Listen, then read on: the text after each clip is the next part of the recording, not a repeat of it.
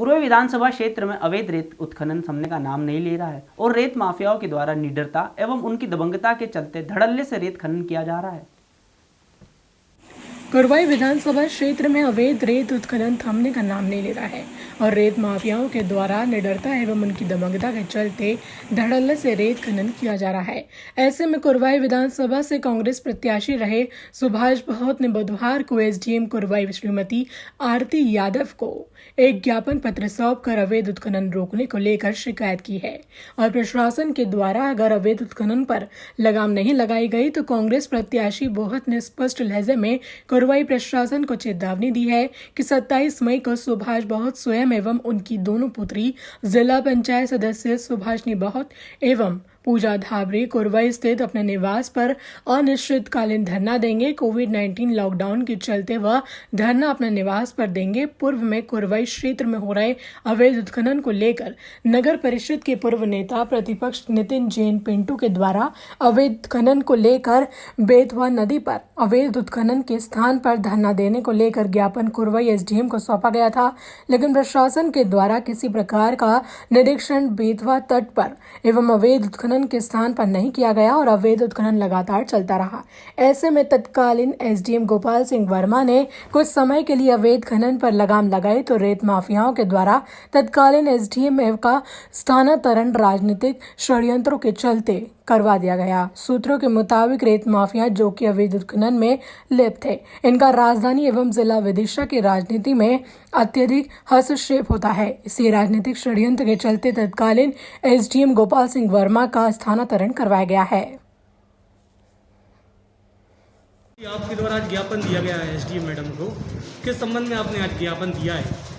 देखिए, कुरवई विधानसभा क्षेत्र का पूरा क्षेत्र, चाहे वो गंजवासुदा का हिस्सा हो, चाहे सिरोंज का हिस्सा हो और चाहे कुरवई तहसील का हिस्सा हो, जब से हमारी सरकार कांग्रेस की हटी है, कांग्रेस की सरकार हटने के बाद भारतीय जनता पार्टी के नेताओं ने कुरवई विधानसभा क्षेत्र को रेत का अवैध कारोबार का अड्डा बना दिया है।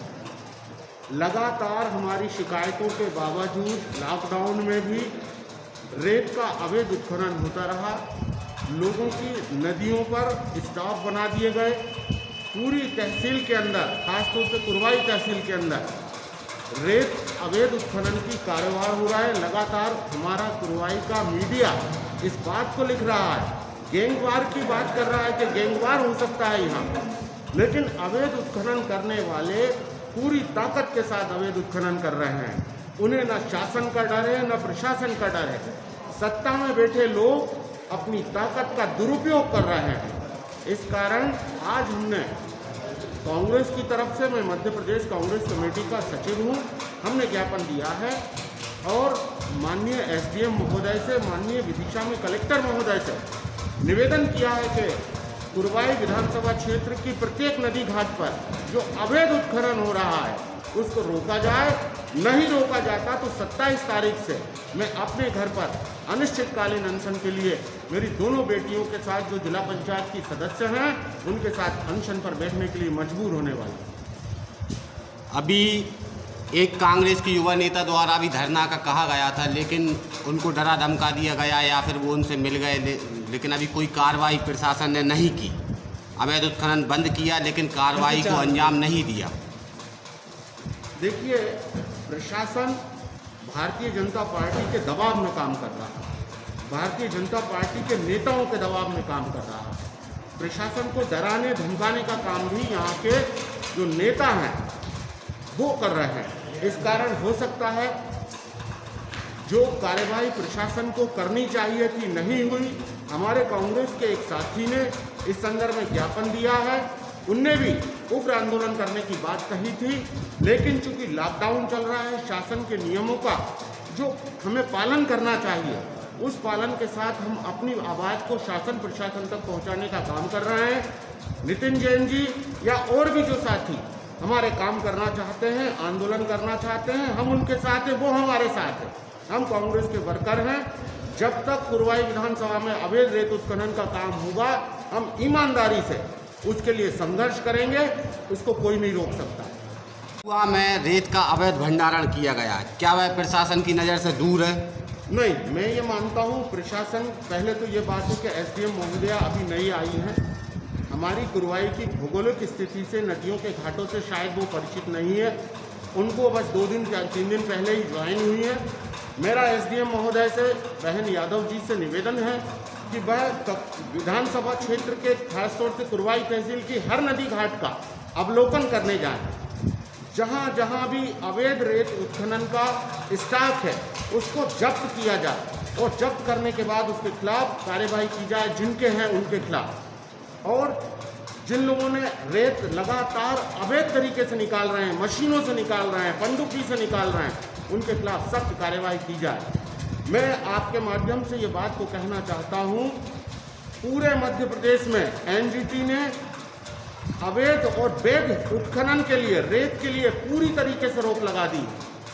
अब नए परमिशन के बाद ठेकेदार भी रेत नहीं निकाल सकता, नई परमिशन के बाद शासन से रेत निकाल सकता है। उसके सारे नियमों का उसे पालन करना पड़ेगा, लेकिन किसी भी नियम का पालन नहीं हो पा रहा है। इस कारण आज हमने ये ज्ञापन दिया है और 27 तारीख से मैं मेरे घर पर, कुरवाई में जो मेरा घर है, वहाँ पर अनिश्चितकालीन अनशन के लिए विवश होने के लिए मजबूर हूँ। कल अवैध उत्खनन को लेकर बैतूल में एक घटना हुई जिसमें डीएसपी और तहसीलदार पर हमला हुआ, कई पटवारी घायल हुए हैं। तो इस प्रकार की घटना कुरवाई क्षेत्र में होने की संभावना है, लेकिन प्रशासन अनजान है। देखिए, इस संदर्भ में मैं ये कहना चाहता हूँ, प्रशासन से मैंने अभी बात की है, तहसीलदार महोदय से बात की है, बैतूल की घटना को लेकर भी हमारी एसडीएम महोदय से बात हुई है और तहसीलदार महोदय से बात हुई है।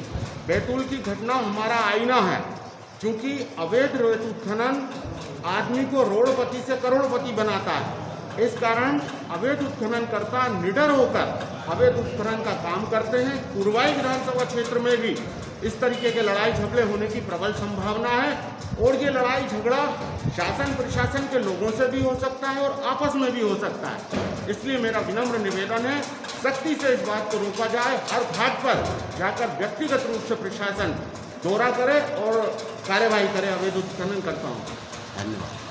वह जी ने अवैध उत्खनन को लेकर ज्ञापन दिया है और उन्होंने धरने के लिए भी बोला है, तो इस संबंध में आप क्या?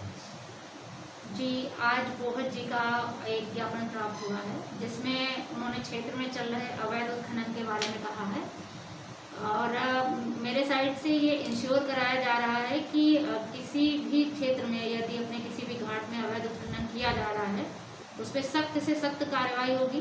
हमारे जिला अधिकारी कलेक्टर साहब का भी यही निर्देश है कि यदि कहीं भी ऐसी कार्यवाही चल रही है, अवैध गतिविधि चल रही है, तो उस पर कठोर कार्रवाई होगी। और निश्चित तौर पर मैं ये बहुत साहब को भी कहना चाहूँगी कि उन्होंने 26 तारीख तक का समय अपने ज्ञापन में दिया है, तो उन्हें अनशन पर हम नहीं बैठने देंगे और कार्रवाई निश्चित होगी। उनके द्वारा ककरुआ पठार पर अवैध रेत भंडारण के बारे में बताया गया है, क्योंकि वह जगह पहले से विवादित रही है, वहाँ भंडारण चोरी होता रहा है, प्रशासन का जब्ती हुआ, माली वहाँ से चोरी हुआ करोड़ों रुपए का, अभी भी वहाँ पर भंडारण है। जी, जैसा ये मैंने वीडियो भी देखा है आप लोगों के माध्यम से, तो इसके लिए मैंने कल ही माइनिंग विभाग जो हमारे प्रभारी हैं उनसे चर्चा कर ली है, क्योंकि वो स्टॉक लगा हुआ है तो हमें निश्चित तौर पे खनिज विभाग की आवश्यकता पड़ेगी, तो उनके थ्रू हम कार्रवाई करेंगे। इतिहास के बारे में भी मुझे पता है कि वहाँ पहले प्रशासन ने जो जब्त किया था वो चोरी हुआ है, तो ये एक सेंसिटिव मुद्दा है और इस पे भी निश्चित तौर पे कार्रवाई होगी।